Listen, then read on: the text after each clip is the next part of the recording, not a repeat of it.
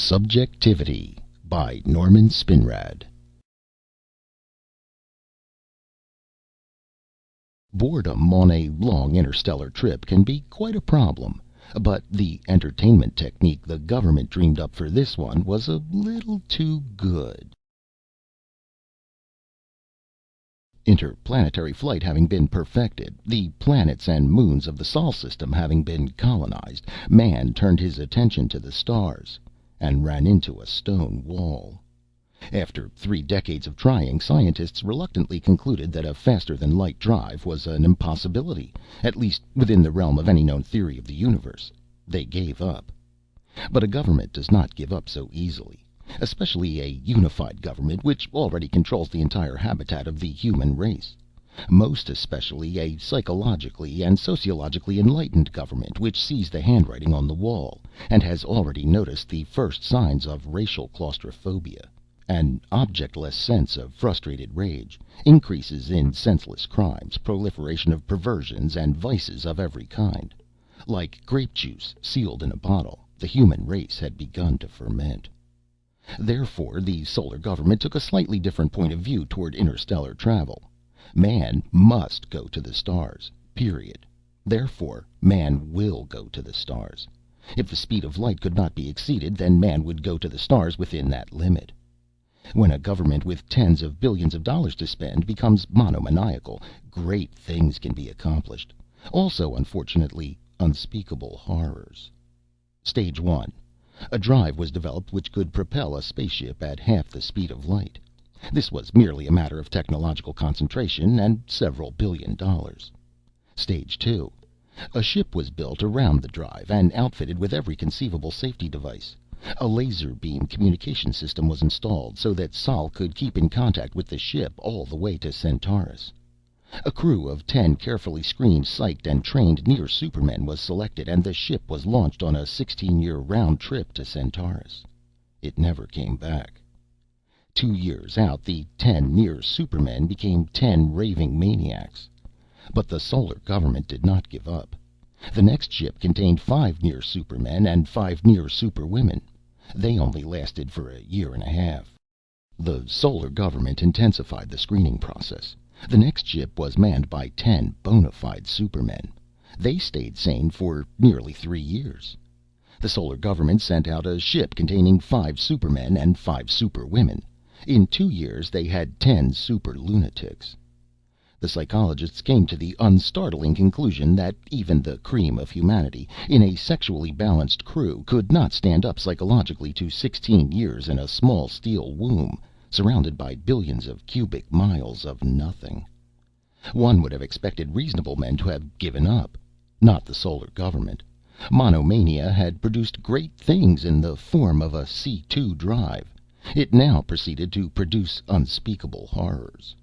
The cream of the race had failed, reasoned the solar government, therefore we will give the dregs a chance. The 5th ship was manned by homosexuals. They lasted only 6 months. A ship full of lesbians bettered that by only 2 weeks. Number 7 was manned by schizophrenics. Since they were already mad, they did not go crazy. Nevertheless, they did not come back. Number 8 was catatonics. 9 was paranoids. 10 was sadists. 11 was masochists. 12 was a mixed crew of sadists and masochists. No luck. Maybe it was because 13 was still a mystic number, or maybe it was merely that the solar government was running out of ideas. At any rate, ship number 13 was the longest shot of all. Background. From the beginnings of man, it had been known that certain plants, mushrooms, certain cacti, produced intense hallucinations. In the mid-20th century, scientists and other less scientifically minded had begun to extract those hallucinogenic compounds, chiefly mescaline and psilocybin. The next step was the synthesis of hallucinogens. LSD-25 was the first, and it was far more powerful than the extracts. In the next few centuries, more and more different hallucinogens were synthesized. LSD-105, johannic acid, Huxleyon baronite. So by the time the solar government had decided that the crew of ship number 13 would attempt to cope with the terrible reality of interstellar space by denying that reality, they had quite an assortment of hallucinogens to choose from. The one they chose was the new, as yet untested, two experiments for the price of one, explained economy-minded officials, and unbelievably complex compound tentatively called Amna Dream. Amna Dream was what the name implied, a hallucinogen with all the properties of the others, some which had proven to be all its own, and some which were as yet unknown. As 10 micrograms was one day's dose for the average man, it was the ideal hallucinogen for the starship. So they sealed 5 men and 5 women they had given up on sexually unbalanced crews in ship number 13, along with half a ton of Omnidrene and their fondest wishes, pointed the ship toward Centaurus, and prayed for a miracle. In a way they could not have possibly foreseen, they got it. As Starship 13 passed the orbit of Pluto, a meeting was held, since this could be considered the beginning of interstellar space. The ship was reasonably large, 10 small private cabins, a bridge that would only be used for planetfalls, large storage areas, and a big common room where the crew had gathered. They were all sitting in all-purpose lounges, arranged in a circle. A few had their lounges at full recline, but most preferred the upright position. Oliver Brunei, the nominal captain, had just opened the first case of Omnidrene and taken out a bottle of the tiny pills. "This, fellow inmates," he said, "is Omnidrene. The time has come for us to indulge. The automatics are all set. We won't have to do a thing we don't want to for the next 8 years." He poured 10 of the tiny blue pills into the palm of his right hand. On Earth, they used to have some kind of traditional ceremony when a person crossed the equator for the first time. Since we are crossing a far more important equator, I thought we should have some kind of ceremony. The crew squirmed irritably. I do tend to be verbose, Brunei thought. Well, anyway, I just thought we all ought to take the first pills together, he said, somewhat defensively. So come on, Ollie, said a skinny, sour-looking man of about 30 years. Okay, Lazar, okay. Marashovski's gonna be trouble, Brunei thought. Why did they put him on the ship? He handed the pills around. Lazar Marashovski was about to gulp his down. Wait a minute, said Brunei. Let's all do this together. 1, 2, 3. They swallowed the pills. In about 10 minutes, thought Brunei, we should be feeling it. He looked at the crew. 10 of us, he thought, 10 brilliant misfits. Lazar, who has spent half his life high on baronite. Vera Galindez would be medium, trying to make herself telepathic with mescaline. Jorge Donner, why is he here? Me, at least with me, it's simple. This or jail. What a crew. Drug addicts, occultists, sensationalists. And what else? What makes a person do a thing like this? It'll all come out, thought Brunei. In 16 years, it'll all come out. Feel anything yet, Ollie? Said Marcia Johnson. No doubt why she came along. Just an ugly old maid liking the idea of being cooped up with 5 men. Nothing yet, said Brunei. He looked around the room. Plain steel walls lined with cabinets full of Omnidrene on 2 sides. View screens on the ceiling, bare floor, the other 2 walls decked out like an automat. Plain gray steel walls. Then why were the gray steel walls turning pink? Uh-oh, said Joby Krell, rolling her pretty blonde head. Oh, here it comes. The walls are dancing. The ceiling is a spiral, muttered Vera. A winding red spiral. Okay, fellow inmates, said Brunei. It's hitting. Now the walls were red, bright fire engine red, and they were melting. No, not melting, but evaporating. Like crystal it is, said Lin Pei, waving his delicate oriental hands. Like jade, as transparent as crystal. There is a camel in the circle, said Lazar. A brown camel. Let's all try to see the camel together, said Vera Galindez sharply. Tell us what it looks like, Lazar. It's brown. It's the 2-humped kind. It has a 2-foot tail. And big feet, said Lin Pei. A stupid face, said Donner. Very stupid.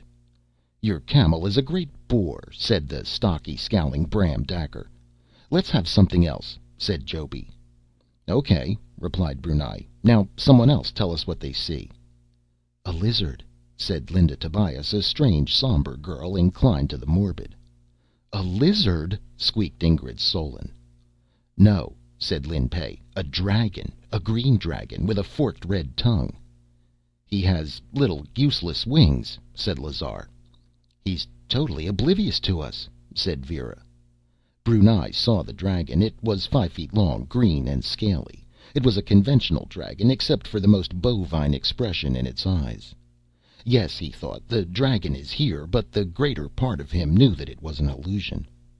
How long would this go on? "It's good that we see the same things," said Marsha. "Let's always see the same things." "Yes, yes." Now a mountain, a tall blue mountain. "With snow on the peak." "Yes, and clouds." 1 week out. Oliver Brunei stepped into the common room. Lin Pei, Vera, and Lazar were sitting together on what appeared to be a huge purple toadstool. "But that's my hallucination," thought Brunei. "At least, I think it is." "Hello, Ollie," said Lazar. "Hi. What are you doing?" "We're looking at the dragon again," said Vera. "Join us?" Brunei thought of the dragon for a moment. The toadstool disappeared, and the by now familiar bovine dragon took its place. In the last few days they had discovered that if any two of them concentrated on something long enough to materialize it, anyone else who wanted to could see it in a moment. "What's so interesting about that silly dragon?" said Brunei. "How about the camel?" said Lazar. The dragon turned into the two-humped brown camel. "Phooey," said Lin Pei. "Okay," said Vera. "So what do you want?" Lin Pei thought for a moment. "How about a meadow?" he said. A soft lawn of green grass. The sky is blue, and there are a few white clouds." "Clover is blooming," said Lazar. "Smell it." Brunei reclined on the soft green grass. The smell of the earth beneath him was warm and moist. "A few apple trees here and there," he said, and there was shade. "Look over the hill," said Lazar. "There's the dragon." "Will you please get rid of that dragon?" snapped Brunei. "Okay, Ollie, okay." 1 month out. "Get out of the way!" yelled Brunei. He gave the dragon a kick. It mooed plaintively. "That wasn't very nice, Ollie," said Lazar. "That dragon is always underfoot," said Brunei. "Why don't you get rid of it?" "I've taken a liking to it," said Lazar. "Besides, what about your Saint Bernard?" "This ship is getting too cluttered up with everyone's hallucinations," said Brunei. "Ever since, when was it, a week ago? Ever since we've been able to conjure 'em up by ourselves and make everyone else see 'em." Dacker dematerialized the woman on his lap. "Why don't we get together?" he said. "Get together?" "Yes, we could agree on an environment. Look at this common room, for example. What a mess! Here it's a meadow, there it's a beach, a palace, a boudoir." "You mean we should make it the same for all of us?" asked Lazar. "Sure, we can have whatever we want in our cabins, but let's make some sense out of the common room." "Good idea," said Brunei. I'll call the others." 3 months out. Brunei stepped through the stuccoed portal and into the central Spanish garden. He noticed that the sky was blue, with a few fleecy white clouds. But then, the weather was always good. They had agreed on that. Lazar, Ingrid, Lin Pei, and Vera were sitting on the green lawn surrounding the fountain. Dacker, Joby, Linda, and Donner preferred the shade and lounged against the white arabesqued wall which enclosed the garden on 4 sides, broken only by 4 arched entrance portals. The garden had been a good compromise, thought Brunei. Something for everyone. Fresh air and sunshine, but also the mental security offered by walls, which also provided shade for those who wanted it. A fountain, a few palm trees, grass, flowers, even the little formal Japanese rock garden that Lin Pei had insisted on. "Hello, Ollie," said Lazar. "Nice day." "Isn't it always?" replied Brunei. "How about a little shower?" "Maybe tomorrow." "I noticed a lot of sleeping people today," said Brunei. "Yes," said Lin Pei. "By now the garden seems to be able to maintain itself." "You think it has a separate existence?" asked Ingrid. "Of course not," said Vera. "Our subconscious minds are maintaining it. It's probably here when we're all asleep." "No way of telling that," said Brunei. "Besides, how can it exist when we're asleep when it doesn't really exist to begin with?" "Semantics, Ollie, semantics." Brunei took a bottle of Amna Dream out of his pocket. Time to charge up the old batteries again, he said. He passed out the pills. I notice Marcia is still in her cabin. Yeah, said Lazar. She keeps to herself a lot. No great... Just then, Marcia burst into the garden screaming, "Make it go away! Make it go away!" Behind her slithered a gigantic black snake with a head as big as a horse's and bulging red eyes. "I thought we agreed to leave our private hallucinations in our cabins," snapped Brunei. I tried. I don't want it around, but it won't go away. Do something!" 10 feet of snake had already entered the garden. The thing seemed endless. "Take it easy," said Lazar. "Let's all concentrate and think it away." They tried to erase the snake, but it just rolled its big red eyes. "That won't work," said Vera. "Her subconscious is still fighting us. Part of her must want the snake here. We've all got to be together to erase it." Marcia began to cry. The snake advanced another 2 feet. "Oh, quiet!" rasped Lazar. "Ollie, do I have your permission to bring my dragon into the garden? He'll make short work of the snake." Brunei scowled. "You and your dragon. Okay, maybe it'll work." Instantly the green dragon was in the garden, but it was no longer 5 feet long and bovine. It was a good 12 feet long, with cold reptilian eyes and big yellow fangs. It took one look at the snake, opened its powerful jaws, and belched a huge tongue of orange flame. The serpent was incinerated. It disappeared. Brunei was trembling. What happened, Lazar?" he said. "That's not the same stupid little dragon." "Ha," squeaked Lazar. "He's, grown." Brunei suddenly noticed that Lazar was ashen. He also noticed that the dragon was turning in their direction. "Get it out of here, Lazar! Get it out of here!" Lazar nodded. The dragon flickered and went pale, but it was over a minute before it disappeared entirely. 6 months out. Things wandered the passageways and haunted the cabins. Marcia's snake was back. There was Lazar's dragon, which seemed to grow larger every day, and there was also a basilisk, a pterodactyl, a vampire bat with a 5-foot wingspread, an old-fashioned red spade-tailed demon, and other assorted horrors. Even Oliver Brunei's friendly St. Bernard had grown to monstrous size, turned pale green, and grown large yellow fangs. Only the Spanish garden in the common room was free of the monstrosities. Here the combined consciousness of the 10 crew members were still strong enough to banish the rampaging hallucinations. The 10 of them sat around the fountain, which seemed a shade less sparkling. There were even rain clouds in the sky. "I don't like it," said Bram Daker. "It's getting completely out of control."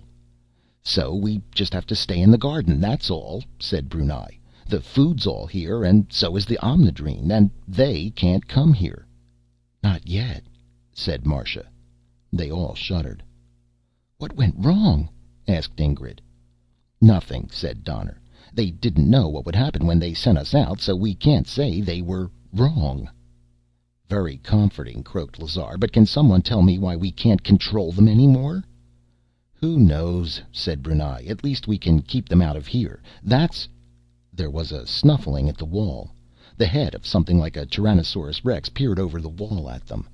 "Ugh," said Lin Pei. "I think that's a new one." The dragon's head appeared alongside the Tyrannosaur's. "Well, at least there's a familiar face," tittered Linda. "Very funny." Marcia screamed. The huge black snake thrust its head through a portal, and the flap of leathery wings could be heard, and the smell of sulfur. Come on," shouted Brunei. "Let's get these things out of here." After 5 minutes of intense group concentration, the last of the horrors was banished. "It was a lot harder this time," said Daker. "There were more of them," said Donner. "They're getting stronger and bolder. Maybe someday they'll break through and—" Lin Pei let the sentence hang. Everyone supplied his own ending.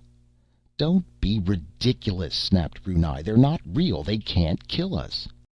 "Maybe we should stop taking the Amna Dream," suggested Vera, without very much conviction. "At this point?"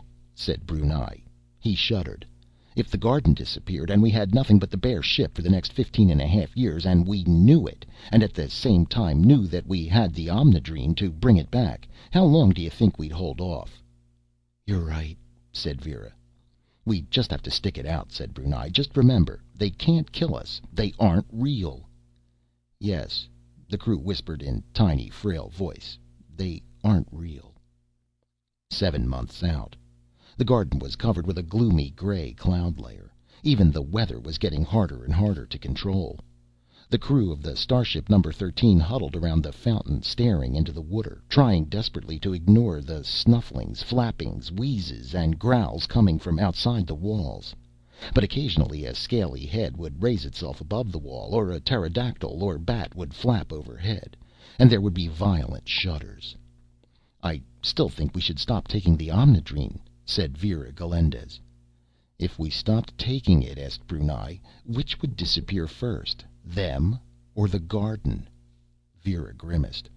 "But we've got to do something," she said. "We can't even make them disappear at all anymore, and it's becoming a full-time job just to keep them outside the walls." "And sooner or later," interjected Lazar, "we're not going to be strong enough to keep them out." "The snake! The snake!" screamed Marcia. "It's coming again!" The huge black head was already through the portal. "Stop the snake, everyone!" yelled Brunei. Eyes were riveted on the ugly serpent in intense concentration. After 5 minutes it was obviously a stalemate. The snake had not been able to advance, nor could the humans force it to retreat. Then smoke began to rise behind the far wall. "The dragon's burning down the wall!" shrieked Lazar. "Stop him!" They concentrated on the dragon. The smoke disappeared, but the snake began to advance again. "They're too strong," moaned Brunei. "We can't hold them back." They stopped the snake for a few moments, but the smoke began to billow again. "They're going to break through," screamed Donner. "We can't stop them." "What are we going to do? Help!" Creakings, cracklings, groanings, as the walls began to crack and blister and shake. Suddenly Bram Daker stood up, his dark eyes aflame. "Only one thing strong enough," he bellowed. "Earth! Earth! Earth! Think of Earth, all of you! We're back on Earth. Visualize it, make it real, and the monsters have to disappear." "But where on Earth?" said Vera, bewildered. "The spaceport!" shouted Brunei. "The spaceport! We all remember the spaceport! We're back on Earth! The spaceport! Earth! Earth! Earth!" The garden was beginning to flicker. It became red, orange, yellow, green, blue, violet, invisible. Then back again through the spectrum the other way.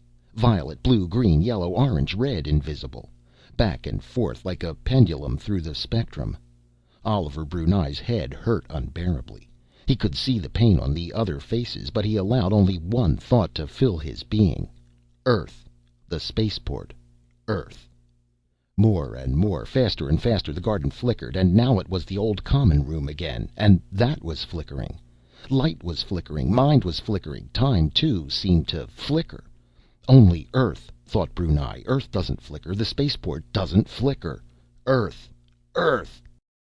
Now all the flickerings of color, time, mind, and dimensions were coalescing into one gigantic vortex that was a thing neither of time nor space nor mind, but all three somehow fused into one. "They're screaming," Brunei thought. "Listen to the horrible screams." Suddenly he noticed that he too was screaming. The vortex was growing, swirling, undulating, and it too began to flicker. There was an unbearable, impossible pain, and the sight of starship number 13 suddenly appearing out of nowhere and sitting itself calmly down in the middle of the spaceport was somewhat disconcerting to the spaceport officials, especially since at the very moment it appeared, and even afterward, they continued to have visual and laser contact with its image over 3 light months from Earth. However, the solar government itself was much more pragmatic. One instant, starship 13 had been light months from Earth. The next, it was sitting in the spaceport. Therefore, starship 13 had exceeded the speed of light somehow. Therefore, it was possible to exceed the speed of light, and a thorough examination of the ship and its contents would show how. Therefore, you idiots, throw a security cordon around that ship! In such matters, the long-conditioned reflexes of the solar government worked marvelously. Before the airwaves had cooled, 200 heavily armed soldiers had surrounded the ship. 2 hours later, the Solar Coordinator was on the scene with 10 orders of Sol to present to the returning heroes, and a large, well-armored vehicle to convey them to laboratories where they would be gone over with the proverbial fine-tooth comb. An honor guard of 200 men standing at attention made a pathway from the ship's main hatch to the armored carrier, in front of which stood the Solar Coordinator with his 10 medals. They opened the hatch. 1, 2, 5, 7, 10 dazed and bewildered heroes staggered past the honor guard to face the Coordinator. He opened his mouth to begin his welcoming speech and start the 5 years of questioning and experiments which would eventually kill 5 of the crew and give man the secret of faster than light drive. But instead of speaking, he screamed. So did 200 heavily armed soldiers. Because out of Starship 13's main hatch sauntered a 12-foot green dragon, followed by a Tyrannosaurus Rex, a pterodactyl, a vampire bat with a 5-foot wingspan, an old-fashioned red spade-tailed demon, and finally, big as a horse's, the pop-eyed head of an enormous black serpent.